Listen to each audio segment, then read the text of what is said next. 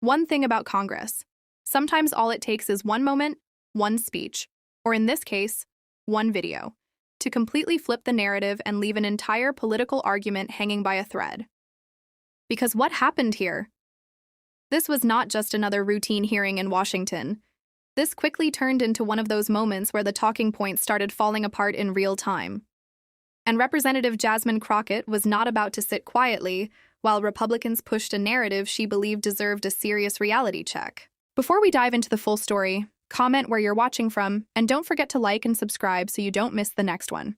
Now let's talk about what really happened here. Because what started as another heated political exchange suddenly became something much bigger. Republicans came in ready to make their case, armed with accusations, outrage, and familiar arguments.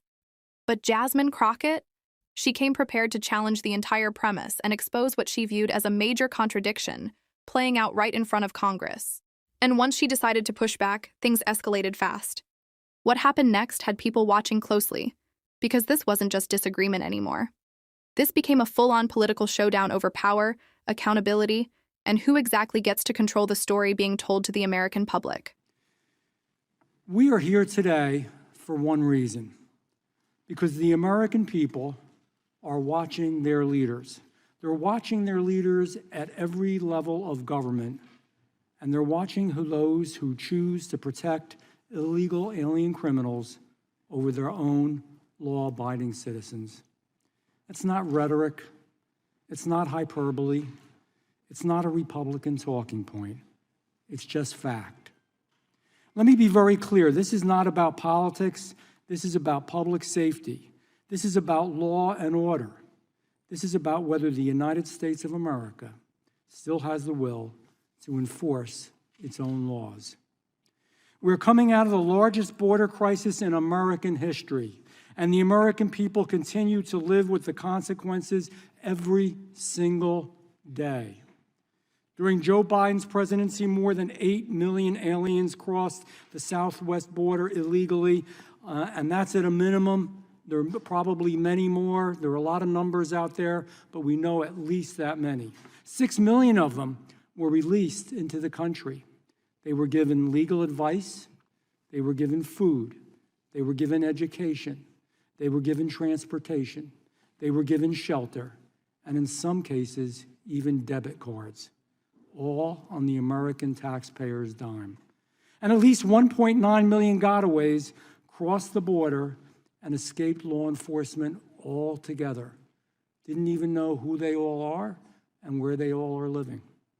The open southwest border created a drug crisis, a human smuggling crisis, and a violent crime crisis. Unfortunately, none of this was by accident. It happened because the Biden-Harris administration chose chaos over control, ideology over enforcement of the law, and politics over the American people.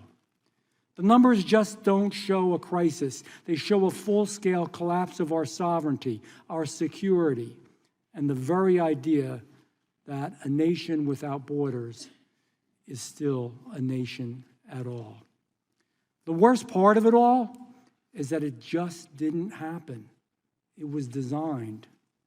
On day one of his presidency, the Biden-Harris administration canceled border wall construction, day one. It gutted the Remain in Mexico policy. It abused immigration patrol authorities to release hundreds, thousands of illegal aliens into our communities.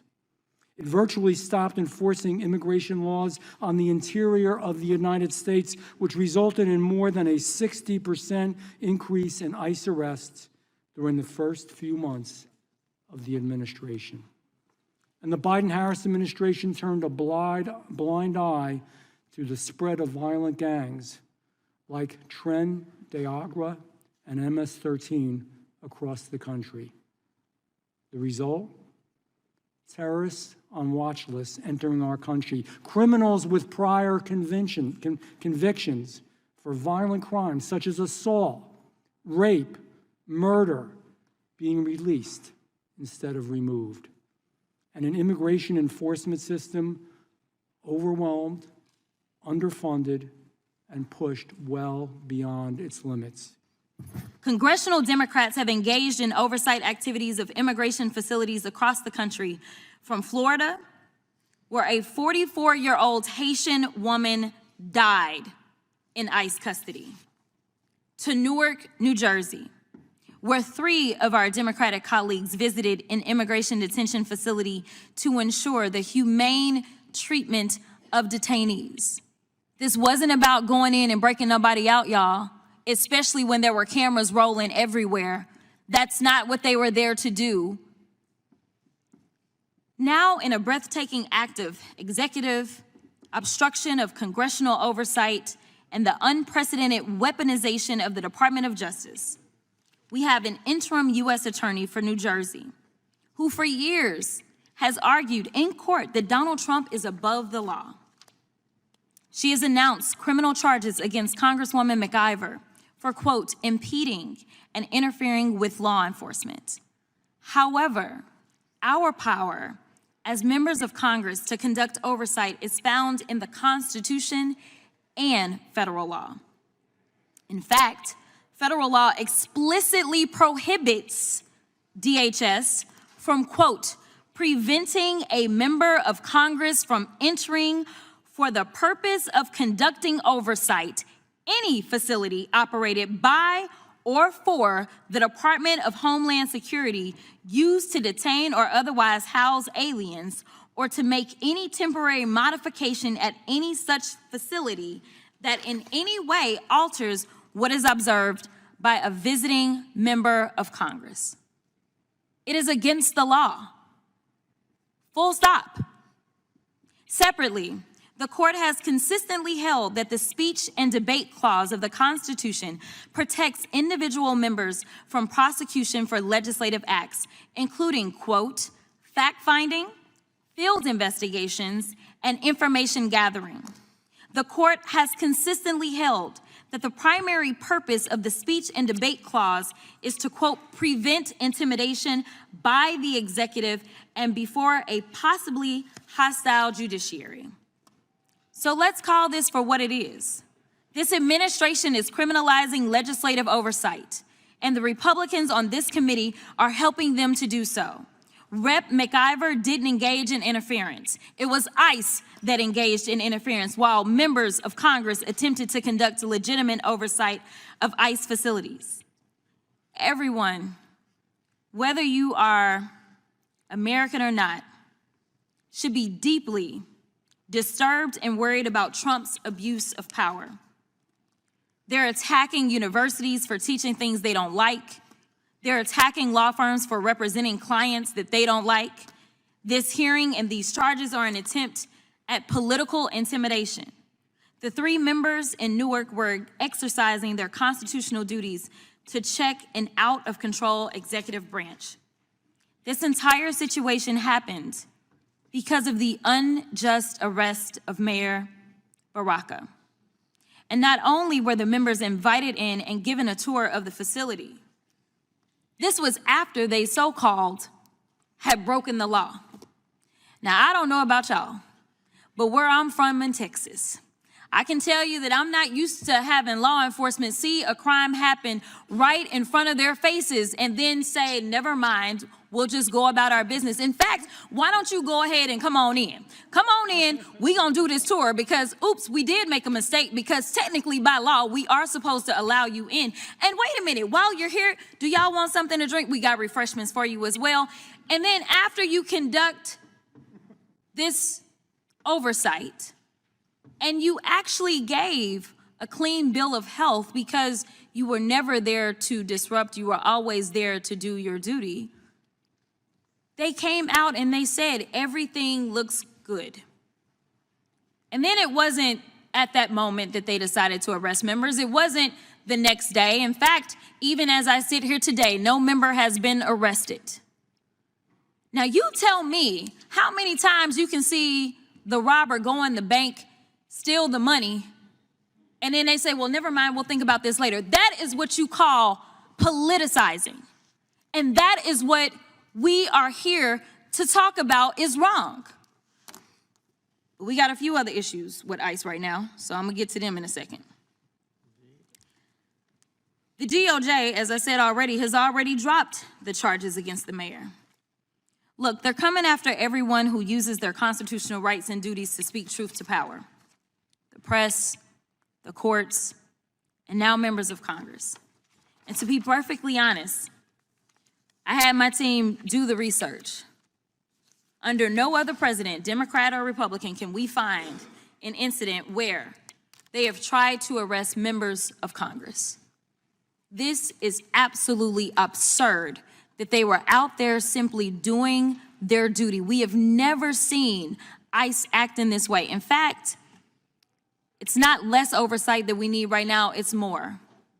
In fact, I'm gonna tell you, actually, I'm not gonna tell you. I can show you better than I can tell you. Roll the tape.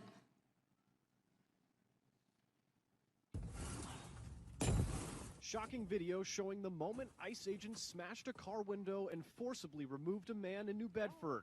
29-year-old Juan Francisco Mendez has no criminal record and was... Stop, ma'am, stop. Definitely a chaotic scene on Eureka Street Thursday as Worcester police and ICE agents detained a mother and her 16-year-old daughter. That girl's face slammed into the ground as she was taken into custody. They have not been identified. Worcester police said officers were dispatched to the area for a report of a federal agent surrounded by about 24 people. When police arrived, they say the teen daughter was... Agents smashed his window and dragged him out while his small children cried in the back seat and his partner recorded the incident. You can't tell me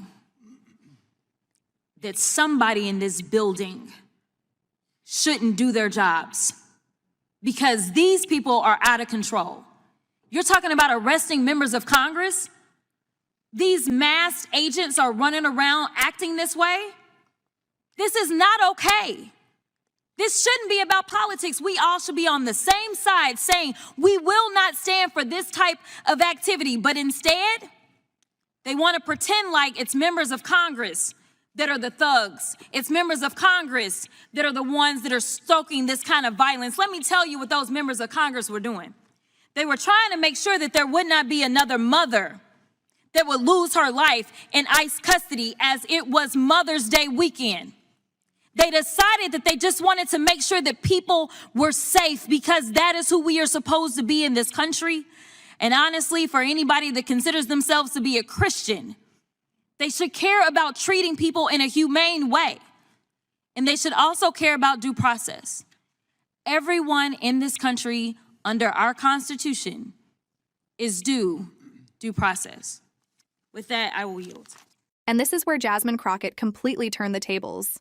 After all the outrage directed at members of Congress, Crockett made one thing clear.